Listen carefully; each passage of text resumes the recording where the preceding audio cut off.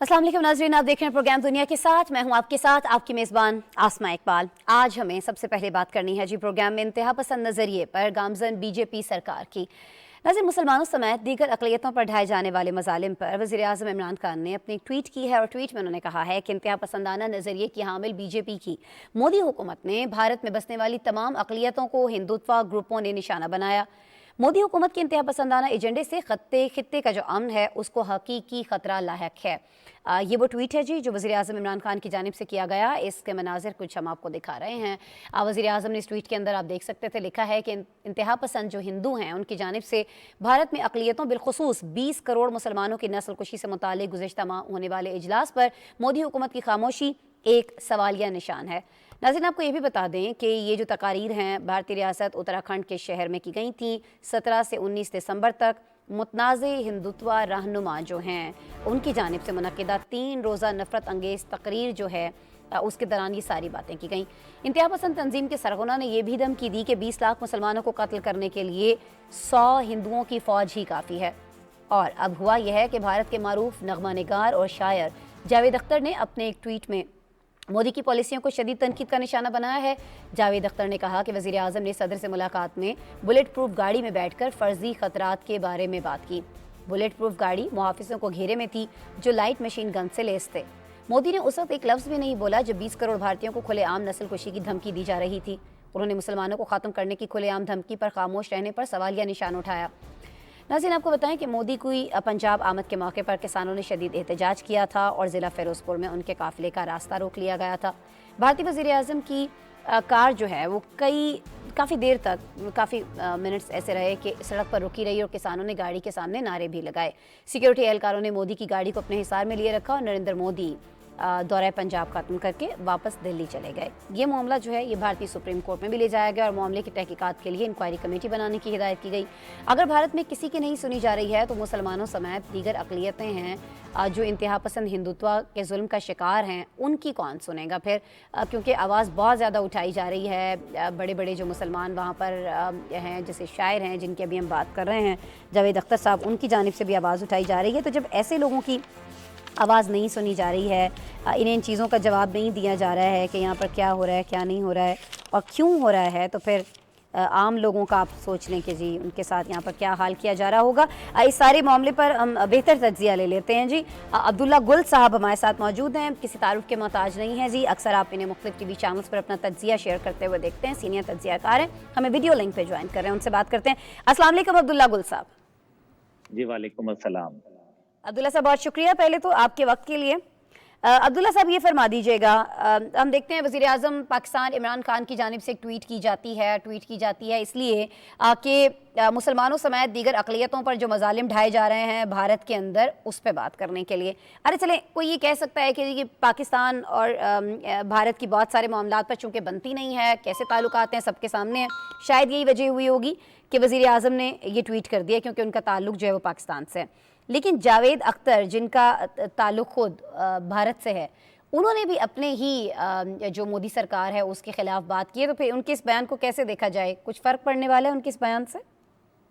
बिस्मिल्लाहिर्रहमानिर्रहीम। नहीं, फ़र्क जो है वो ढीठ लोगों को नहीं पड़ा करता।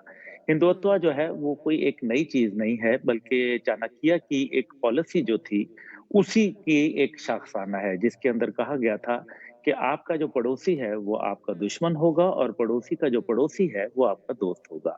अब आप अफ़गानिस्तान के साथ हिंदुस्तान के ताल्लुकात देख लें, ईरान के साथ सही। देख लें, इसी तरीके से जो नेपाल के साथ उन्होंने क्या हाल किया, उन्होंने बांग्लादेश के साथ क्या हाल किया, उन्होंने भूटान के साथ क्या किया और उन्होंने जो है श्रीलंका के साथ क्या हाल किया।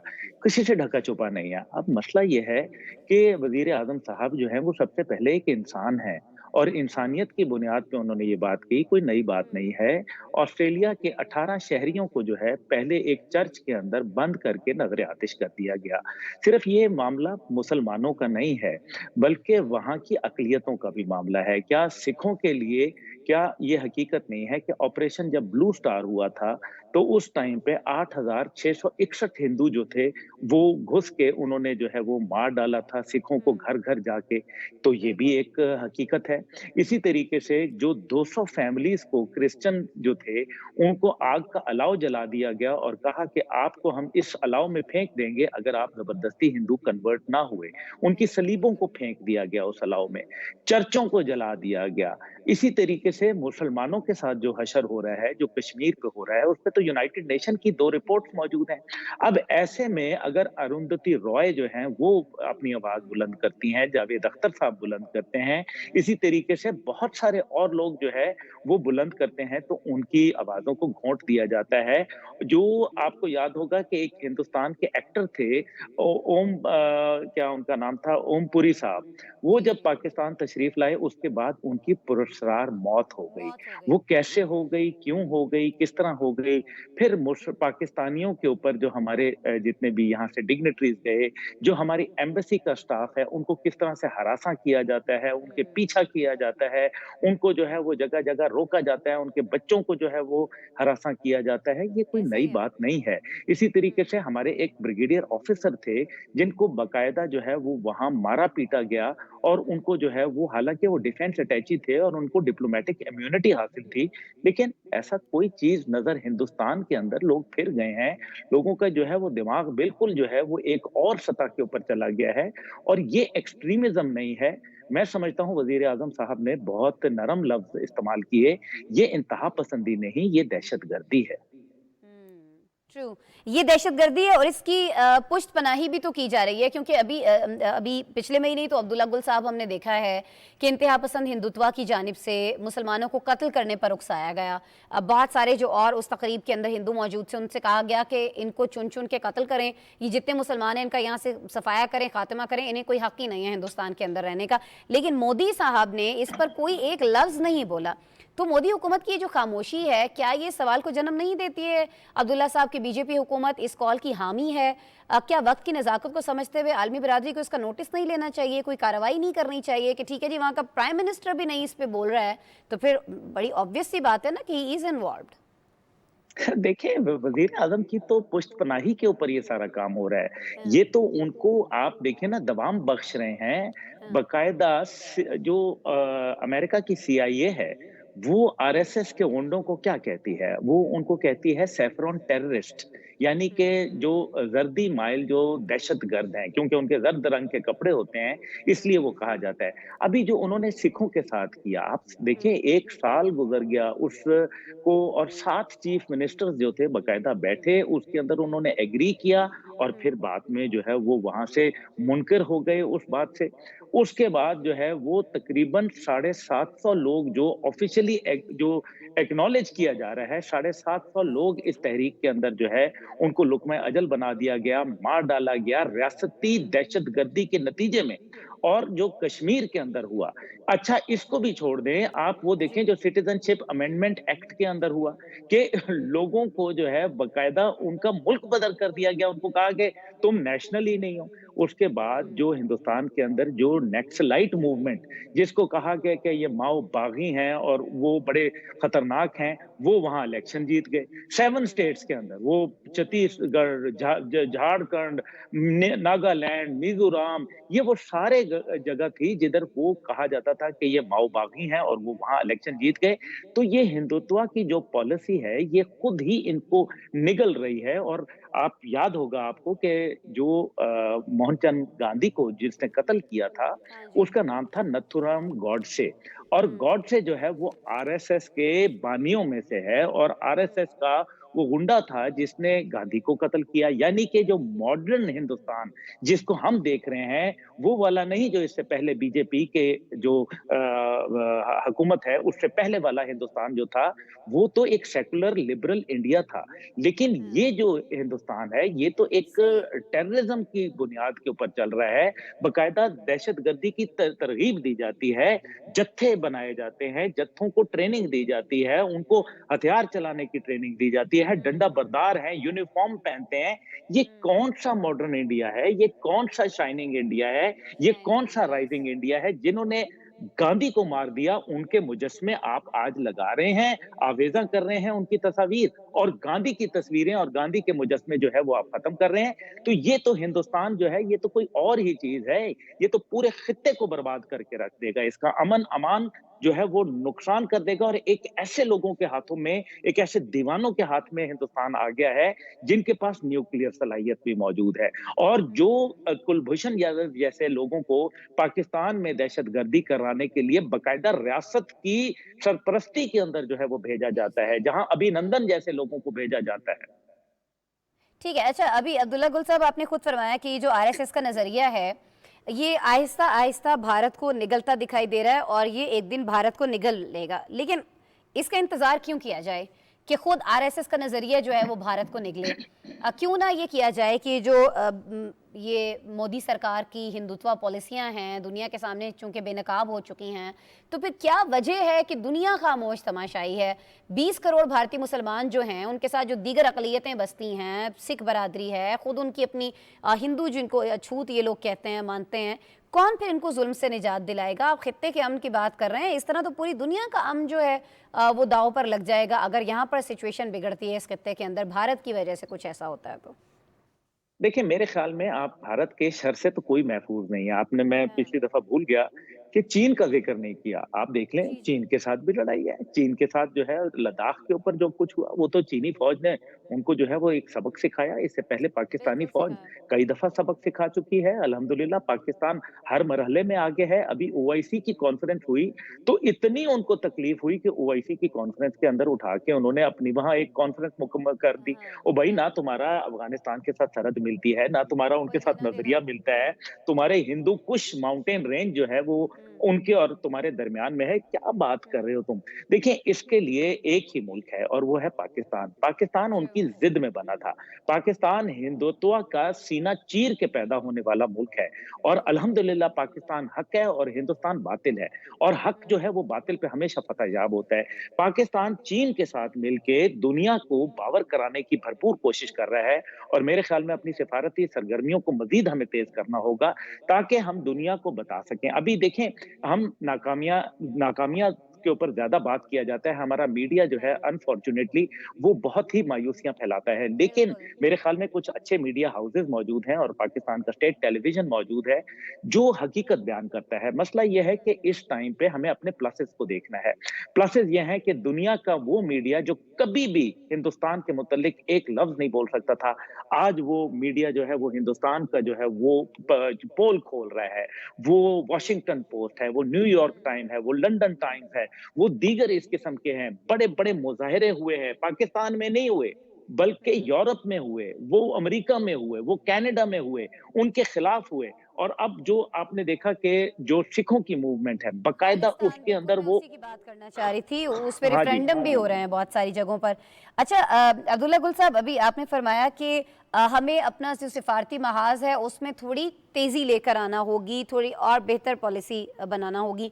क्या सजेशंस हैं आपके पास? कौन से ऐसे ममालिक हैं जिन्हें पहले हम अपने साथ मिला सकते हैं इस सारे मामले पर, ख़ास तौर पर मकबूजा कश्मीर के अंदर जो कुछ किया जा रहा है भारत की जानिब से, और फिर जो कुछ खुद भारत के अंदर हो रहा है, कौन से ममालिक आपको ऐसा लगता है कि अगर उनके साथ हम एक बैठक रख लें, उनके साथ सारे मामलात उठाएं तो वो हमें हेल्प आउट कर सकते हैं? चलें, बाकी बरादरी तक तो बात जब पहुंचेगी सो पहुंचेगी। देखिए, मेरे ख्याल में दुनिया अभी वो वाली दुनिया नहीं रही। सोशल मीडिया ने एक भौचाल पैदा कर दी है। अब ट्रू। चीज़ों को छुपाया नहीं जा सकता। आपने देखा इसराइल का चेहरा जो है वो भी सामने आना शुरू हो गया, चाहे कितने ही पर्दे डाले गए। इसी तरीके से हिंदुस्तान का चेहरा जो है वो भी बेनकाब हो चुका है। अब जी। मसला ये है कि यूरोपियन यूनियन के अंदर 326 ऐसे मेंबरान थे जिन्होंने हमारे हक में वोट दिया, पाकिस्तान को सपोर्ट किया, कश्मीर के हवाले से बात की। मेरा ख्याल है उन तक रसाई हासिल करना ज़रूरी है ताकि उनके ज़रिए हम आगे चलें। दूसरा, ओआईसी का इजलास अभी हालिया हुआ। पाकिस्तान का इतना अहम किरदार हुआ कि पाकिस्तान के अंदर ये इजलास मुनक्किद हुआ 41 साल के बाद। अब पाकिस्तान को ये चाहिए है कि ओआईसी के वो ममालिक जिनके साथ भारत के उस तरह से ताल्लुकात नहीं है देरीना, तो पाकिस्तान उनके ज़रिए एक व्हाइट पेपर है वो शाया करे ताकि उनको हकायक से जो है वो आशना कराया जा सके। तीसरा, मेरा ये ख्याल है कि हमें थोड़ा-सा वक़्त देखना पड़ेगा, क्योंकि मेरे नज़र में हिंदुस्तान जिस मुल्क के सहारे के ऊपर ये सारा खेल घिनौना खेल रहा है वो है अमेरिका की आशीर्वाद।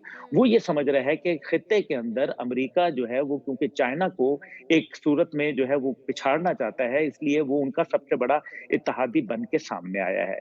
लेकिन अमेरिका की ताकत दिन-ब-दिन कम होती चली जा रही है। उनकी सियासत का रुख भी तीसरी दुनिया के ममालिक की सियासत के अंदाज में हो गया है। कोई मैच्योर सियासत नहीं वहाँ हो रही। इसका मतलब है कि अमेरिका ज़वाल पज़ीर होगा तो भारत की जो पॉलिसियाँ हैं, वो भी इख्तिताम पज़ीर हो जाएँगी। और यही वो वक़्त है जब पाकिस्तान को पहले से अपना होमवर्क करके जब हम हिंदुस्तान के एक्सपेंशनिस्ट डिज़ाइन्स को जो है बेनकाब करेंगे और ख़ास तौर पे कश्मीर में जो आबादियाती नक्शा वो तब्दील करना चाहता है, जिसको डेमोग्राफिक चेंजेस कहा जाता है, वो जिस अंदाज में कर रहा है, जहां वो अभी उसने 32 लाख लोगों को जो है वो शहरियत दी है, तो ये वो सारे मामलात हैं जिनके ऊपर हमें बेनकाब करना पड़ेगा और हिंदुस्तान के जो मकरू अज़ाइम हैं, उनको यूनाइटेड नेशन समेत दीगर फोरम, यूरोपियन यूनियन, ओआईसी और इसी तरीके से सार्क के फोरम के ऊपर मेरे ख्याल में उजागर करने की जरूरत है।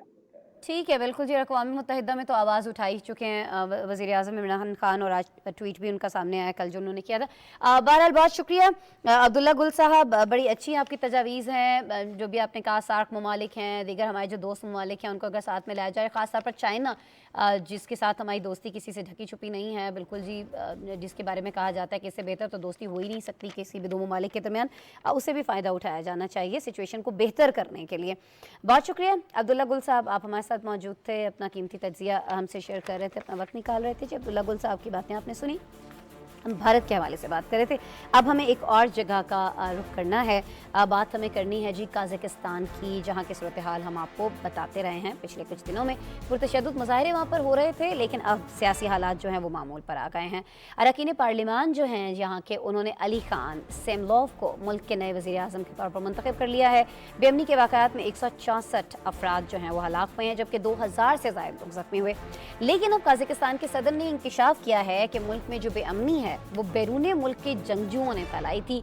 तोड़ फोड़, जलाओ घेराव के इल्ज़ामात में 8000 से ज़्यादा अफराद को गिरफ्तार भी किया गया है। लेकिन काज़ाकिस्तान में पिछले एक हफ्ते में क्या कुछ होता रहा, पहले ये चीज़ें एक रिपोर्ट में देखते हैं, फिर जो सदर का बयान सामने आया है और जो नए वज़ीर आज़म अभी मुंतखब किए गए हैं, इस हवाले से गेस्ट हमारे साथ मौजूद होंगे, उनसे बात करेंगे।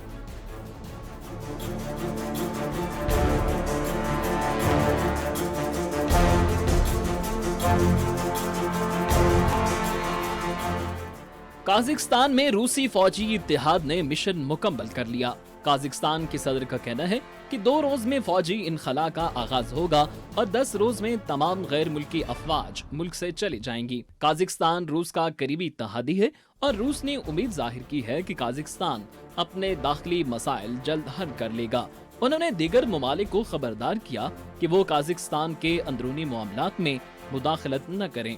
सदर कासिम जुमारत ने मुल्क में जारी बदअमनी के खात्मे का ऐलान करते हुए कहा कि मुल्क में होने वाली तारीखी वाक़यात में वस्ती एशिया और मशरिक़ वुस्ता से आए हुए अस्करियत पसंद मुलव्विस थे। इल्जाम आयद किया कि अस्करियत पसंदों ने इक़्तिदार पर कब्जे की कोशिश की गर्ज से अफरा तफरी बर्पा की। काज़ाकिस्तान में अरकान पार्लिमान ने अली खान इस्माइलोव को मुल्क का नया वज़ीर आज़म मुंतखब कर लिया। तेल की दौलत से माला माल 1 करोड़ 90 लाख आबादी के मुल्क को इन पुरतशद्दुद वाक़यात ने हिला कर रख दिया। पुरतशद्दुद अवामी मुज़ाहिरों और बदअमनी के वाक़यात में मुल्की वज़ारत सेहत के मुताबिक 164 अफराद हलाक और 2000 से ज़ायद ज़ख्मी हुए, जबकि 8000 अफराद को गिरफ्तार भी किया गया है। सबसे ज्यादा हलाकतें अलमार्ती शहर में हुई, जो इन फसादात का मरकज था। वज़ारत दाखिला के मुताबिक इन वाक़यात के दौरान तकरीबन 198 मिलियन अमरीकी डॉलर्स मालियत की अमलाक को नुकसान पहुँचाया गया। मुज़ाहिरों की आड़ में 100 से ज्यादा कारोबार और बैंक्स पर हमला करके लूटा गया। 400 के करीब गाड़ियों को तबाह किया गया। काज़ाकिस्तान बढ़ती हुई कीमतों के दबाव से निमट रहा है।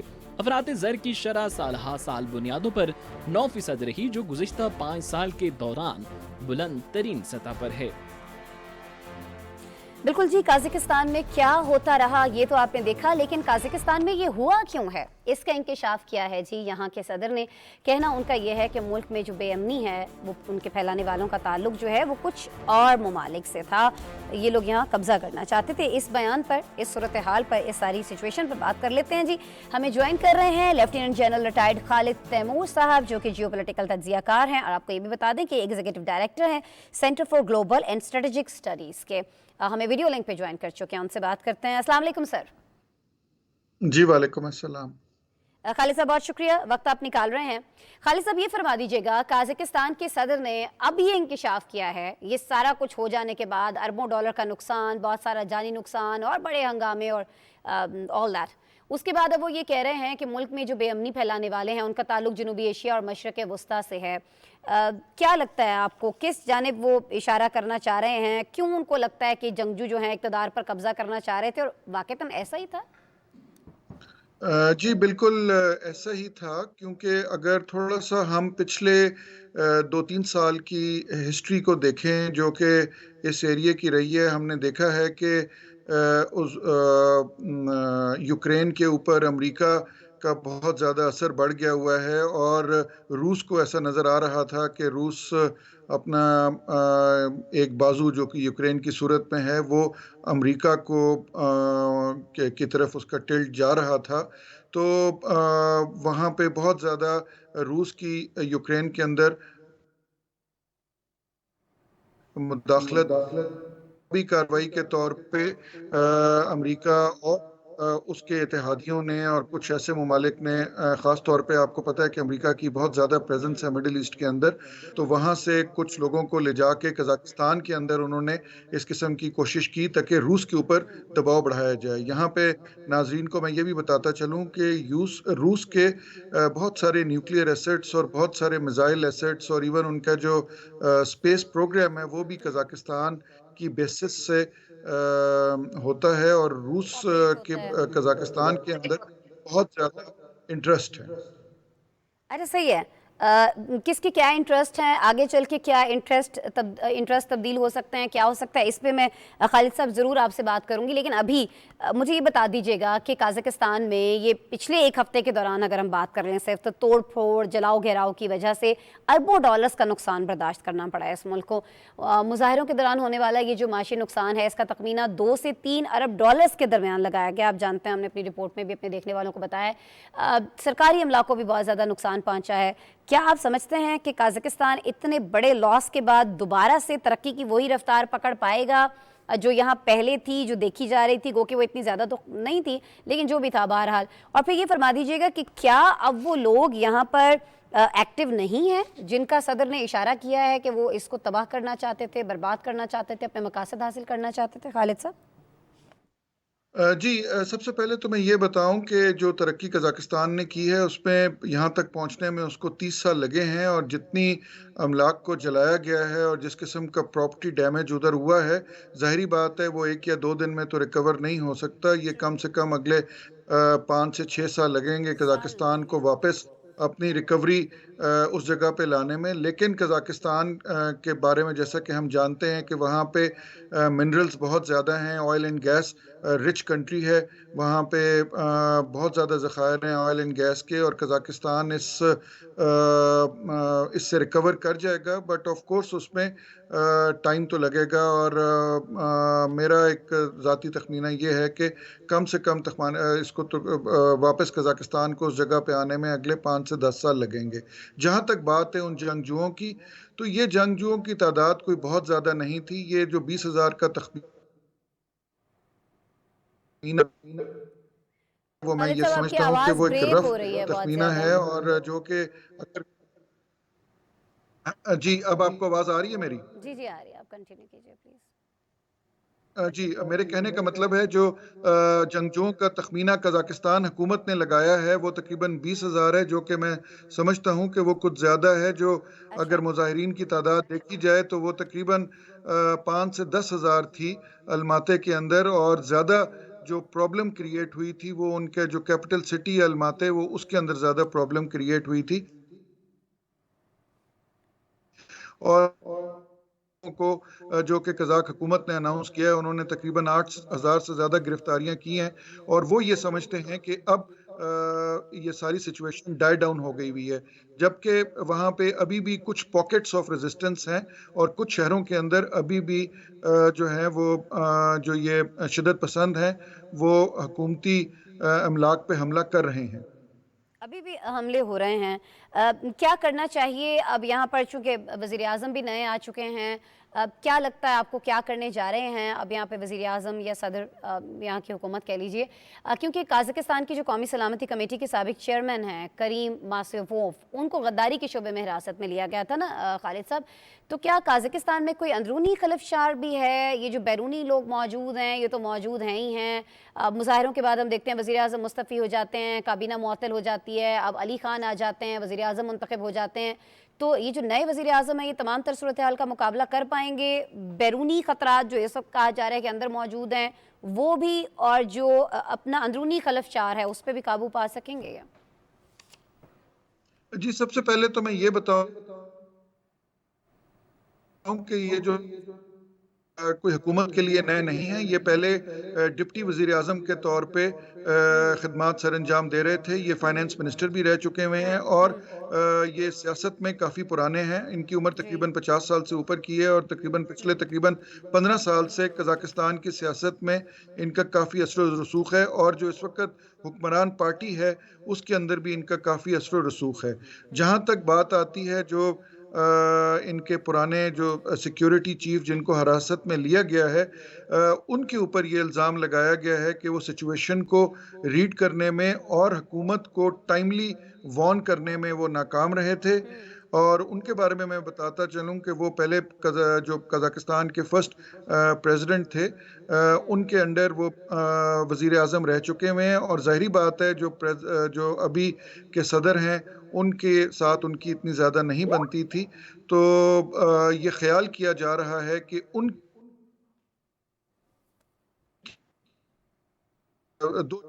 ایک تو خالد صاحب ہماری بڑی خواہش تھی آپ سے مزید بات کرتے، کچھ اور بات ہوتی سارے معاملے کے اوپر قازقستان پر، لیکن اب آپ کی آواز بھی بہت زیادہ بریک ہو رہی ہے، لیکن بہرحال جو آپ کہنا چاہ رہے ہیں وہ چیزیں بہرحال ہم تک پہنچ چکی ہیں۔ بہت شکریہ سر، آپ ہمارے ساتھ موجود تھے۔ لیفٹیننٹ جنرل ریٹائرڈ خالد تیمور صاحب جی ہمیں جوائن کیے ہوئے تھے، ویڈیو لنک پہ ہم سے بات کر رہے تھے، قازقستان کے حوالے سے بات ہو رہی تھی۔ اب ایک اور معاملے پر پروگرام میں آگے بڑھ جاتے ہیں۔ جس طرح سے قازقستان کی صورتحال ہم دیکھ رہے ہیں پچھلے کافی سالوں سے خراب ہے، اسی طرح سے پچھلے کافی دنوں سے ایک معاملہ جو ہے وہ چلا رہا ہے، اور یہ معاملہ ہے جی امریکہ اور روس کے مابین یوکرین کا معاملہ، جس پر جنیوا میں ہونے والی جو ملاقات ہے اس کے بارے میں بہت ساری متضاد جو اطلاعات ہیں وہ ہم تک پہنچ رہی ہیں۔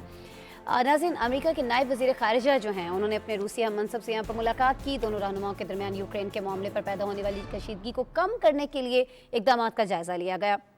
ہم آپ کو بتائیں کہ یہ جو ملاقات ہے یہ 8 گھنٹے تک جاری رہی، اور اس ملاقات میں یوکرین ایشو سمیت میسائلوں اور فوجی مشقوں سے متعلق بڑھتے ہوئے تناؤ کو کم کرنے کے لیے باہمی اقدامات پر اتفاق کیا گیا، لیکن یوکرین سے فوج ہٹانے پر دونوں ممالک ابھی بھی غیر یقینی صورتحال کا شکار ہیں۔ امریکہ کی جانب سے یوکرین کے بارڈر پر ایک بار پھر روسی فوج کے 1 لاکھ فوجی تعیناتی پر تحفظات کا اظہار کیا گیا ہے امریکہ کی جانب سے، اور کہا یہ گیا ہے کہ اگر روس نے یوکرین کی جانب کوئی بھی پیش قدمی کی تو روس کو سنگین نتائج کا سامنا کرنا پڑے گا۔ امریکی نائب وزیر خارجہ نے یہ بھی کہا کہ روسی فوج کی یوکرین بارڈر سے واپسی کے بغیر کوئی بھی تعمیری یا کامیاب سفارتکاری بہت مشکل دکھائی دے رہی ہے۔ امریکہ نے روس کا مطالبہ مسترد کر دیا ہے، جس میں نیٹو سے اس بات کی ضمانت مانگی گئی کہ وہ یوکرین کی جانب اپنی توسیع کو روک دیں گے۔ دوسری جانب روس کے نائب وزیر خارجہ نے کہا کہ امریکہ کو بتا دیا ہے کہ یوکرین پر حملے کا کوئی ارادہ نہیں ہے، واشنگٹن کا خوف بے بنیاد ہے۔ فوج کی تربیت سے متعلق جو بھی اقدامات اٹھائے جا رہے ہیں وہ روس کی حدودوں تک محدود ہیں، اس کو بنیاد نہیں بنایا جانا چاہیے اور کسی کو بھی خوف زدہ ہونے کی وجہ نہیں ڈھونڈنی چاہیے ہے۔ حالات کی سنجیدگی میں کچھ ممکن ہے۔ روسی وزیر خارجہ نے یہ بھی واضح کر دیا کہ امریکہ کے تمام مطالبات نہیں مانے جا سکتے۔ انہوں نے واشنگٹن کے ساتھ ہونے والی ملاقات کو پیچیدہ بھی قرار دیا ہے۔ اس ملاقات کے اندر ہوا کیا ہے جی؟ 8 گھنٹے ایک ملاقات جاری رہتی ہے، رزلٹ کیا نکلتا ہے وہ ہم آپ کو بتا چکے ہیں۔ کوئی کہہ رہا ہے کہ جی کشیدگی کم نہیں ہوئی ہے، خود روس کی جانب سے کہا جا رہا ہے کہ تناؤ کہیں نہ کہیں برقرار ہے، تو پھر یہ 8 گھنٹے ہوتا کیا رہا یہ ہم جان لیتے ہیں جی۔ سینئر تجزیہ کار ثاقب الاسلام صاحب ہمیں جوائن کر رہے ہیں، ویڈیو لنک پر ہمارے ساتھ موجود ہیں۔ السلام علیکم ثاقب۔ جی وعلیکم السلام۔ ثاقب کیسے ہیں آپ؟ خیریت سے ہیں؟ بہت شکریہ آپ پروگرام کے لیے وقت نکال رہے ہیں۔ ثاقب، یہ جو ملاقات ہوئی ہے جنیوا میں اس کا بہت زیادہ انتظار کیا جا رہا تھا، لیکن کیا ہم یہ کہہ سکتے ہیں وہ جیسے ایک مثال ہے پہاڑ کھودا لیکن حاصل وصول کچھ نہیں ہوا، کیونکہ دونوں جانب سے صورتحال تو بھی وہیں کی وہیں ہیں جوں کی توں ہیں؟ بالکل، اور یہ صورتحال مجھے لگ رہا ہے کہ آنے والے کچھ دنوں تک ایسے ہی رہے گی، کیونکہ دونوں سپر پاورز ہیں، دونوں اپنے اپنے موقف پر ڈٹے ہوئے ہیں، دونوں ایک دوسرے کی بات نہیں سن رہے ہیں۔ اگر روس چاہتا ہے کہ جو نیٹو کی عملداری ہے مشرقی یورپ میں اس کو کم کیا جائے، کیونکہ آف کورس یوکرین نے یہ کہا ہے کہ وہ نیٹو میں شامل ہونا چاہتا ہے، رشیا نہیں چاہتا کہ یوکرین نیٹو میں شامل ہو اور وہاں پر مشقیں نہ ہوں، یہ نیٹو کی جو ملٹری مشقیں ہوتی ہیں، تو یہ مسئلہ ہے۔ دوسری طرف امریکہ نے کہہ دیا کہ اگر یہ بات نہیں ہوگی تو پھر تو بات چیت ہی نہیں ہوگی، ہم تو پہلے سب سے یہ چاہتے ہیں کہ یوکرین جو ہے وہ نیٹو کا حصہ بنے اور ہم اس کی درخواست مسترد نہیں کریں گے۔ تو یہ مسئلہ میرے خیال سے دونوں جو سپر پاورز ہیں وہ ایک دوسرے کے سامنے کھڑی رہیں گی۔ یہ بہت چھوٹے لیول کی ملاقات ہوئی ہے، نائب وزیر خارجہ ہیں سرگئی ریبکوف اور امریکہ کی جو ہیں، اور اب اگر وزیر خارجہ کے لیول پہ یا صدور کے لیول پہ بات ہو تو پھر شاید کوئی نتیجہ نکلے، البتہ ہو چکی ہیں ملاقاتیں اور نتیجے کچھ نہیں نکل رہے۔ ویڈیو لنک پہ بھی ایک ملاقات ہوئی تھی۔ اچھا لیکن یہ بتا دیجئے گا ہمارے بہت سارے دیکھنے والے سمجھنا چاہ رہے ہوں گے میری طرح کہ کیوں یوکرین جو ہے وہ دونوں ملکوں کے لیے اتنا زیادہ اہم ہو گیا ہے ایک دم سے، کیوں ان کی دلچسپی بڑھتی چلی جا رہی ہے اس معاملے پر، کیوں روس اور امریکہ کے ایسے مفادات جڑ گئے ہیں اس کے ساتھ جس کی وجہ سے معاملہ جو ہے وہ بات چیت سے حل ہی نہیں ہو پا رہا ہے؟ روس کے لیے تو یہ معاملہ ہے اس کی اپنی جو سوورنٹی ہے اس کے لیے، کیونکہ روس آف کورس جو یوکرین تھا وہ یو ایس ایس آر کا حصہ تھا، سوویت یونین کا حصہ تھا، اور 91 میں ٹوٹنے کے بعد یوکرین جب ایک نیا ملک بنا تو اس پہ آف کورس روس نے اپنا اثر و رسوخ رکھا، اور اب صدر پوٹن جو ہیں وہ یہی چاہتے ہیں کہ یو ایس ایس آر کی جو ایک عملداری تھی پوری دنیا میں اس کو واپس لے کر آیا جائے۔ اپنے وہ ایک مطلق العنان صدر ہیں، وہی فیصلے لیتے ہیں، اور انہوں نے یہ واضح کیا ہے کہ یوکرین کے اوپر روس کا حق ہے۔ یوکرین میں بسنے والے جو لوگ ہیں وہ نہیں چاہتے، زیادہ تر لوگ نہیں چاہتے کہ وہ روس کا حصہ بنے، اسی لیے یوکرین نے جو ہے نیٹو کا حصہ بننے کے لیے درخواست دی ہوئی ہے، اور اس پر بھی بات چیت شدت سے جاری ہے۔ دوسری طرف امریکہ کے لیے اس خطے کے اندر، مشرقی یورپ کے اندر، اپنی جو ہے عملداری کو بڑھانے کے لیے اور اپنا اثر و رسوخ قائم رکھنے کے لیے اور روس کو جو ہے کنٹرول کرنے کے لیے یوکرین اور دوسرے جو ممالک ہیں چھوٹے چھوٹے جو سوویت یونین ٹوٹنے کے بعد بنے تھے ان کے ساتھ اپنے تعلقات بہتر بنانے اور انہیں نیٹو کا حصہ بنانا بہت ضروری ہے۔ تو ابھی ہم نے دیکھا کہ پچھلے کچھ عرصے میں کچھ سالوں میں لٹویا، اسٹونیا اور لتوینیا، اس طرح کے جو چھوٹے چھوٹے ملک ہیں وہ نیٹو کا حصہ بن گئے ہیں، اور اب یوکرین مشرقی یورپ کا سب سے بڑا ملک ہے، اور وہ ایک بہت بڑا حصہ اس کا 1200 میل کے جو ہے وہ بارڈر جو ہے وہ رشیا کے ساتھ ہے۔ آف کورس رشیا کا اس کے اوپر بہت اثر و رسوخ ہے، جو بارڈر کے ایریا میں لوگ رہتے ہیں وہ رشین زبان بولتے ہیں، بہت سے یوکرینین جو ہیں وہ رشیا میں بستے ہیں۔ تو اب دونوں ملکوں میں یہ ٹھن گئی ہے کہ مشرقی یورپ کے اوپر کس کا اثر و رسوخ آنے والے دنوں میں رہے گا، اور اب دیکھنا یہ ہے کہ یہ اونٹ کس کروٹ بیٹھتا ہے، کیونکہ 2014 کے بعد جب کرائمیا کا مسئلہ ہوا تھا اور اس کے بعد روس اور یوکرین میں جو تعلقات ہیں وہ بگڑ گئے، اور اس وقت کہا یہ جا رہا ہے کہ ورلڈ وار 2 یعنی جنگ عظیم دوم کے بعد مشرقی یورپ میں اور پورے یورپ میں شاید یہ سب سے بڑا کانفلکٹ ہے جو کھڑا ہو رہا ہے اس وقت، سب سے بڑا تنازع جو اس وقت کھڑا ہو سکا ہے۔ اچھا یہ کہہ دیجیے گا کہ روسی نمائندے جو ہیں اسی ہفتے نیٹو اور یورپ میں سلامتی اور تعاون کی جو تنظیم ہے OSCE اس کے وفود سے بھی ملاقات کرنے جا رہے ہیں۔ امریکہ اور روس کی ملاقات کے بعد اب کیا توقعات رکھی جا سکتی ہیں؟ آئندہ ہونے والی اس ملاقات سے کچھ حاصل ہو سکتا ہے؟ میرا نہیں خیال کہ کچھ حاصل ہوگا، کیونکہ دونوں ممالک جو ہیں وہ اپنے اپنے موقف پر ڈٹے ہوئے ہیں، نہ امریکہ روس کی سنے گا نہ روس امریکہ کی سنے گا، دونوں ملک پاورفل ہیں، دونوں طاقتور ہیں۔ آف کورس نیٹو کا کچھ اثر و رسوخ ہے، دوسری طرف جو organisation of security and cooperation ہے اس کا اثر و رسوخ ہے، وہ پورے یورپ کو کنٹرول کرتی ہے، نیٹو پوری دنیا میں پھیلی ہوئی ہے۔ ان کے طور پہ بات تو ہو سکتی ہے، لیکن اس بات چیت کو بڑے لیول پر لے کر آنا پڑے گا۔ صدر بائیڈن اور صدر پوٹن کو ملنا پڑے گا، بل مشافہ ملاقات ہوگی۔ کورونا کی وجہ سے آج کل تو عالمی دورے جو ہیں وہ بند ہوئے ہیں، لیکن جو آن لائن ملاقاتیں ہوتی ہیں ان میں اتنے نتائج سامنے نہیں آتے۔ جب آپ ملتے ہیں ایک دوسرے کے ساتھ، باڈی لینگویج چیک ہوتی ہے اور آپ سمجھتے ہیں دوسرے کے موقف کو اور سنتے ہیں بیٹھ کے سامنے، تو پھر مسائل حل ہوتے ہیں۔ میرا نہیں خیال کہ اب یہ کچھ ان بات چیت کا چھوٹے لیول پہ بات چیت کا کوئی مسئلہ، اس سے مسئلہ حل ہوگا۔ نہیں تو اگر کوئی ثالثی کی پیشکش کی جائے کسی ملک کی جانب سے، آپ کو لگتا ہے کوئی انٹرسٹڈ ہے کوئی اور یورپی ملک اس کے اندر؟ देखें इस वक्त जो रूस है उसके बहुत मसाइल हैं। सेंट्रल यूरोप में काज़ाकिस्तान का मसला बहुत बड़ा मसला बन के सामने आ रहा है। फिर अफ़गानिस्तान में ह्यूमैनिटेरियन क्राइसिस पूरी दुनिया का सबसे बड़ा सामने आया हुआ है।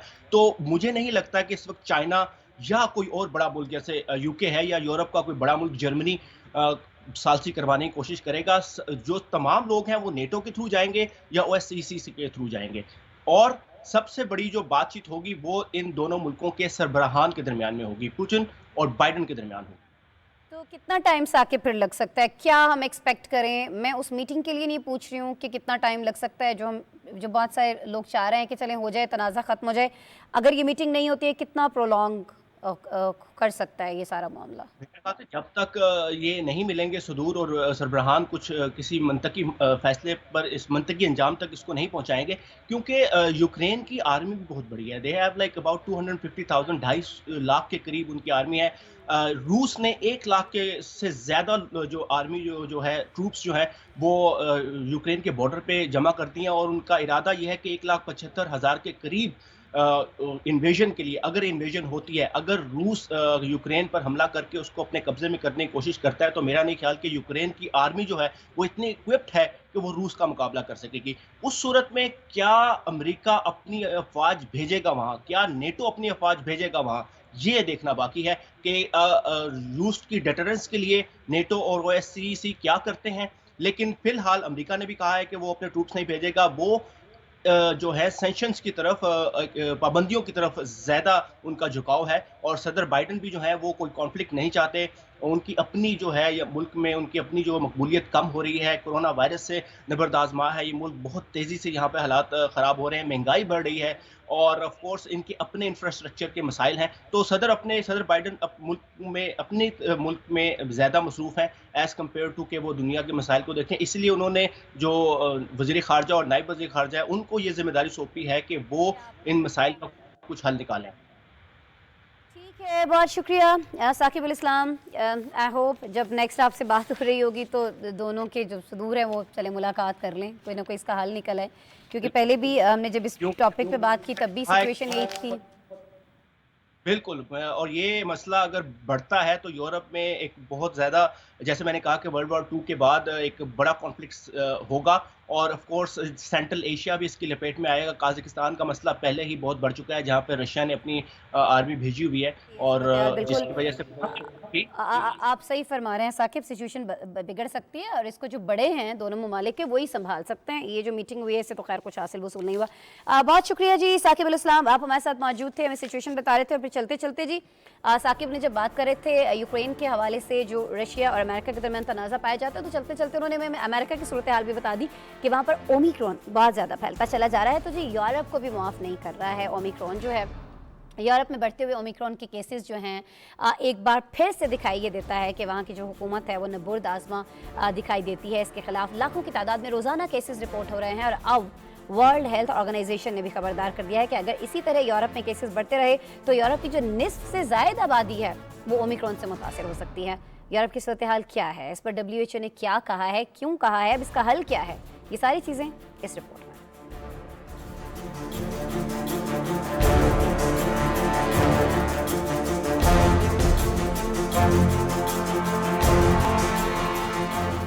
सारी दुनिया इस वक्त कोरोना के नए वेरिएंट ओमिक्रॉन की वजह से परेशान है। दुनिया भर में रोजाना की बुनियाद पर रिपोर्ट होने वाले केसेस की तादाद अब 2 साल की बुलंद तरीन सतह पर पहुंच गई है। लेकिन यूरोप एक बार फिर कोरोना से सबसे ज्यादा मुतासर होता हुआ नजर आ रहा है। वर्ल्ड हेल्थ ऑर्गेनाइजेशन के यूरोपियन ऑफिस के डायरेक्टर हांस क्लोगे के मुताबिक यूरोप में नए साल के पहले एक हफ्ते के दौरान 70 लाख से ज्यादा ओमिक्रॉन के केसेस रिपोर्ट हुए, और अगर केसेस बढ़ने की ये शरह कम न हुई तो अगले 2 माह में यूरोप की निस्फ आबादी ओमिक्रॉन से मुतासिर हो सकती है। उन्होंने मजीद कहा कि यूरोप के 53 ममालिक में से 50 ममालिक में ओमिक्रॉन के केसेस अब तक रिपोर्ट हो चुके हैं, जबकि 26 ऐसे ममालिक हैं जिसकी 1% आबादी हर हफ्ते कोरोना से मुतासिर हो रही है। WHO के नुमाइंदे ने ये भी कहा कि ओमिक्रॉन वेरिएंट डेल्टा से ज्यादा तेजी से फैलता है और वैक्सीन ही इससे बचने के लिए तहफ़्फ़ुज़ फराहम कर सकती है। उन्होंने इस बात पर भी जोर दिया कि अवाम कोरोना से तहफ़्फ़ुज़ के लिए वैक्सीन लगवाएं। यूरोप में तेजी से फैलते ओमिक्रॉन की बड़ी वजह वो अफराद हैं जिन्होंने अभी तक वैक्सीन नहीं लगवाई। बढ़ते केसेस और कोरोना के फैलाव को रोकने के लिए फ्रांस, जर्मनी, ऑस्ट्रिया और बरतानिया समेत कई यूरोपीय ममालिक ने गैर वैक्सीन शुदा अफराद पर पाबंदियां भी आयद की हैं, जिसके खिलाफ यूरोपीय ममालिक में वैक्सीन मुखालिफ लोगों के काफी अरसे से एहतजाज जारी हैं। इस एहतजाज ने जर्मनी, ऑस्ट्रिया, फ्रांस समेत बहुत से यूरोपीय मुल्कों में पुरतशद्दुद मुजाहिरों की शक्ल भी इख्तियार कर ली थी।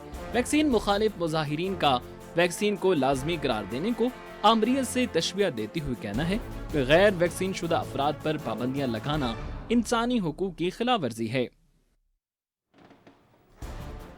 बिल्कुल जी, ये केसेस जो हैं सिर्फ अमेरिका में, यूरोप में नहीं बढ़ रहे हैं, पाकिस्तान में भी बहुत ज़्यादा बढ़ते चले जा रहे हैं। कराची से भी बड़ी जी तशवीशनाक खबरें जो हैं सामने आ रही हैं। हम सबको एहतियात का दामन जो है वो थामे रखना चाहिए, SOPs पर अमल दरामद करना चाहिए। वही SOPs हैं जो कोविड के बाकी वेरिएंट्स को लेकर, कोरोना के बाकी वेरिएंट्स को लेकर सामने आए थे।